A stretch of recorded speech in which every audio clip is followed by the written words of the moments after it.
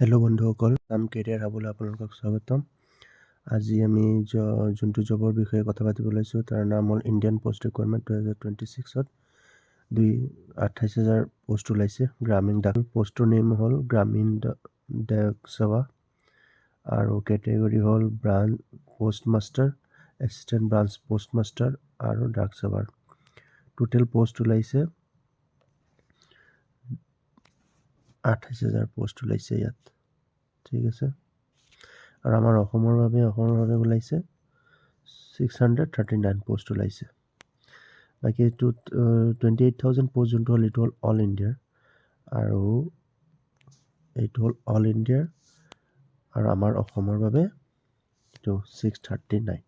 ইয়াত ব্ৰাঞ্চ মেনেজাৰৰ কাৰণে ইয়াত 12,000ৰ পৰা ৰাখিছে 29,380 টকা, আৰু এছিষ্টেণ্ট ব্ৰাঞ্চ মেনেজাৰ আৰু ডাক সেৱাৰ কাৰণে ৰাখিছে 10,000ৰ পৰা 24,470 টকা। এজ লিমিট ৰাখিছে 18 পৰা 40 বছৰ। 18 পৰা 40 বছৰ সিহঁতে দিছে এজ লিমিট, আৰু এজ ৰিলেক্সনো আছে। STৰ কাৰণে 5 ইয়াৰ্ছ, OBCৰ কাৰণে 3 ইয়াৰ্ছ, PWSৰ কাৰণে 10 বছৰ, আৰু PWS OBC যোনটো সেইটোৰ কাৰণে 13 বছৰ, আৰু STৰ বাবে 15 বছৰ ৰাখিছে। হওক, আমি এতিয়া আৰম্ভ কৰোঁ এডুকেশ্যন কোৱালিফিকেশ্যনৰ বিষয়ে। এডুকেশ্যন কোৱালিফিকেশ্যন 10 পাছ কৰিলে হ'ল, আৰু maths and English candidate will be recognise board, যিকোনো ৰিকগনাইজ বৰ্ডৰ পৰা 10 পাছ কৰিলে হ'ল।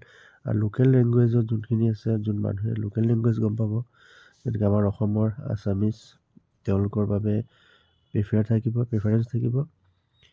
ইয়াৰ পিছত বাকী আদাৰ ক্ৰাইটেৰিয়াত আপোনাৰ দিছে ইয়াত কম্পিউটাৰ নলেজ লাগিব, চাইকেলিঙৰ কাৰণে নলেজ লাগিব।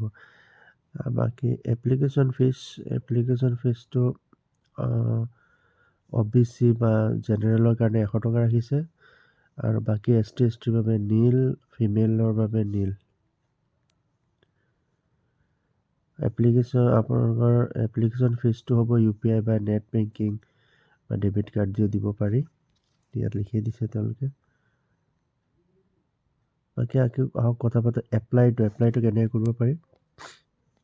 এপ্লাইটো অনলাইন ফৰ্ম ফিল আপ কৰি দিব পাৰি। মই লিংক এটা দি দিম আপোনালোকক, তাৰপৰা আপোনালোকে গৈ পেলাই এপ্লাই কৰিব পাৰিব। আৰু ইম্পৰ্টেণ্ট ডেটকেইটা আমি চাই লওঁ। ইম্পৰ্টেণ্ট ডেটকেইটা ইয়াতে দিছে, মেনশ্যন কৰিছে। Starting date of one time registration 31 জানুৱাৰীৰ পৰা আৰম্ভ হ'ব।